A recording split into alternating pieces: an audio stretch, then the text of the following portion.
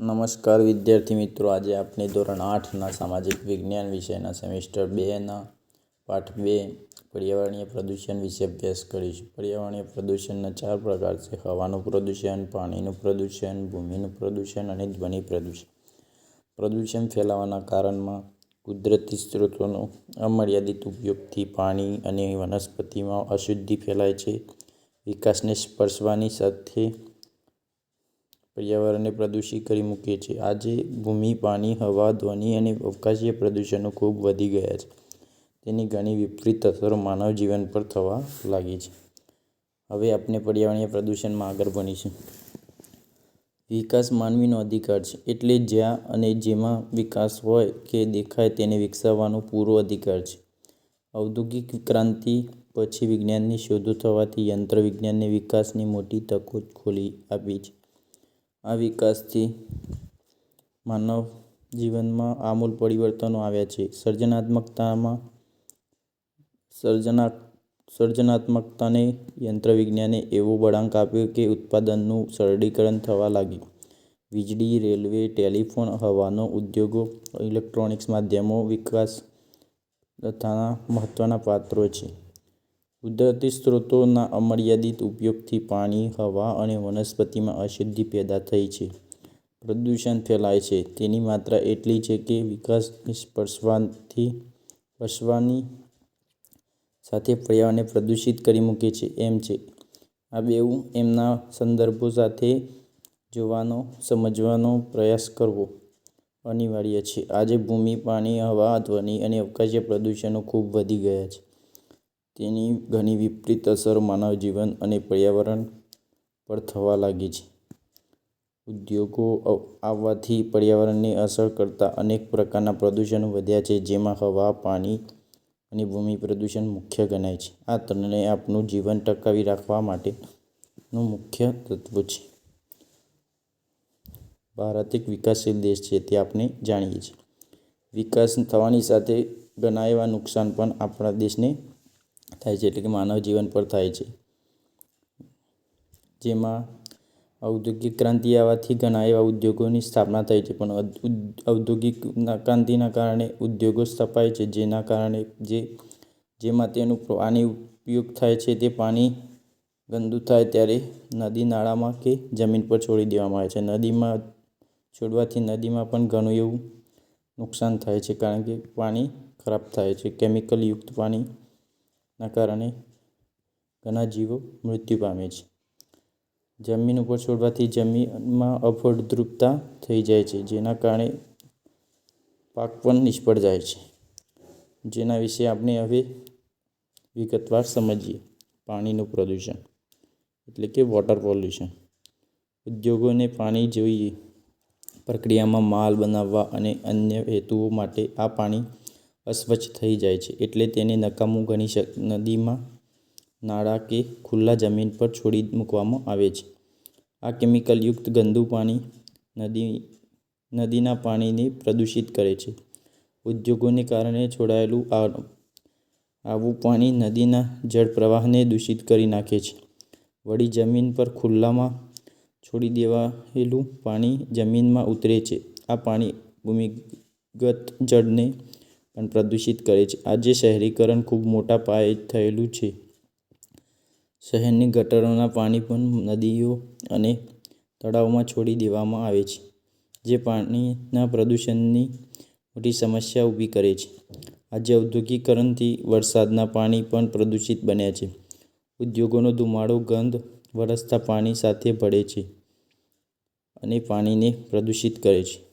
ઉદ્યોગો અને કારખાનામાં વપરાયેલું ગંદુ પાણી નદી, નાળા અને જમીન પર છોડી મૂકવામાં આવે છે, ત્યારે જળચર પ્રાણીનો નાશ થાય છે. માછલીઓ મરી જવાના કિસ્સા આપણે ઘણા જોયા છે. તેલ ગાળવાથી સમુદ્રનું પાણી પ્રદૂષિત થાય છે. જળ પ્રદૂષણથી કોલેરા, કમળો, ઝાડા ઉલટી જેવા રોગો ફેલાય છે. કદાચ એટલે જ આજે આપણે ત્યાં મુસાફરીમાં, ઓફિસ કે શાળામાં જતા બાળકોને પાણીની બોટલ રાખવી પડે છે.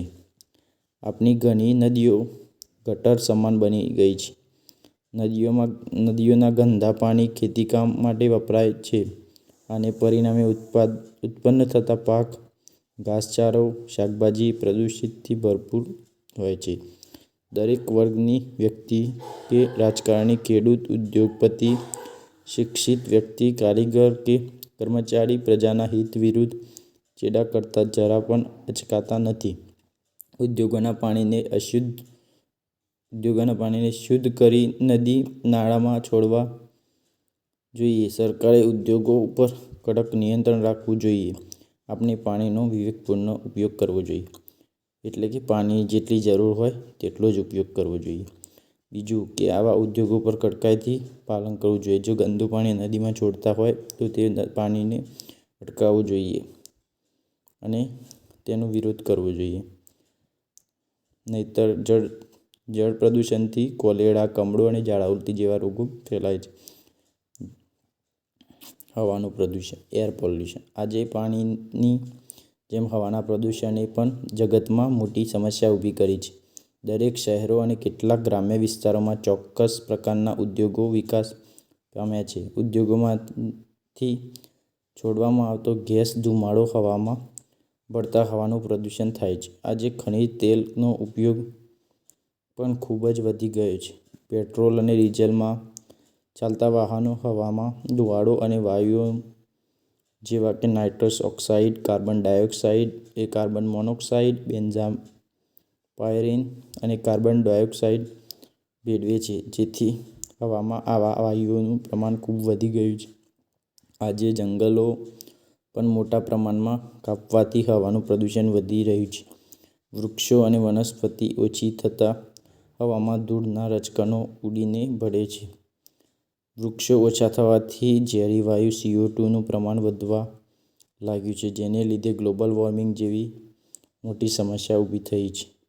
હવાના પ્રદૂષણથી ફેફસાંની બીમારી, દમ, હાંફણ જેવા રોગો થાય છે. હવામાં ઉડતા ધૂળના રજકણોથી શરદી, ઉધરસ, ખાંસી જેવા રોગો થાય છે. વધુ પડતા પ્રદૂષણથી ગુંગળાઈને ઘણા પ્રાણીઓના મૃત્યુ પણ થાય છે. હવાના પ્રદૂષણથી ગરમી વધી રહી છે. કેટલીક વાર આવા વાયુઓ વરસાદ સાથે પડતા એસિડનો વરસાદ પણ થાય છે, જે વનસ્પતિને અને પ્રાણીઓને ખૂબ મોટું નુકસાન કરે છે. યોગ્ય પ્રમાણમાં ધુમાડો કે ઝેરી ગેસ ફિલ્ટર થાય તેવા સાધનો વિકસાવવા જોઈએ. પર્યાવરણ કરે છે. હવાનું પ્રદૂષણ અટકાવવા ઉદ્યોગો માટે કેટલાક નિયમો બનાવી તેને ચુસ્તપણે અમલ કરવો જોઈએ. યોગ્ય પ્રમાણમાં ધુમાડો કે ઝેરી ગેસ ફિલ્ટર થાય તેવા સાધનો વિકસાવવા જોઈએ. પર્યાવરણીય જાગૃતિના અભિયાનો ચલાવવા જોઈએ. કસૂરવાર ઉદ્યોગોને સરકારે કડકથી બંધ કરાવવા જોઈએ. દંડ કરવો જોઈએ. પેટ્રોલ, ડીઝલનો જરૂર પૂરતો જ ઉપયોગ કરવો જોઈએ. પ્રદૂષણ મુક્ત એવા CNG અને PNGનો ઉપયોગ કરવો જોઈએ. વાહનોમાં PUCનો કડક અમલ કરવો જોઈએ. એટલે હવાનું પ્રદૂષણનું મુખ્ય કારણ ઔદ્યોગિકના કારણે થાય છે, કે જેનામાંથી ધુમાડો નીકળે છે તેના કારણે, અને ઘણા એવા વૃક્ષો કાપવાથી પણ આ હવાનું પ્રદૂષણ વધી ગયું છે. એના કારણે CO2નું પ્રમાણ વધી ગયું છે. CNG અને PNGનો ઉપયોગ કરવાથી હવાનું પ્રદૂષણ ઓછું થાય છે. હવે આપણે બીજા ભાગ 2માં આગળ ભૂમિ પ્રદૂષણ અને ધ્વનિ પ્રદૂષણ વિશે ભણીશું.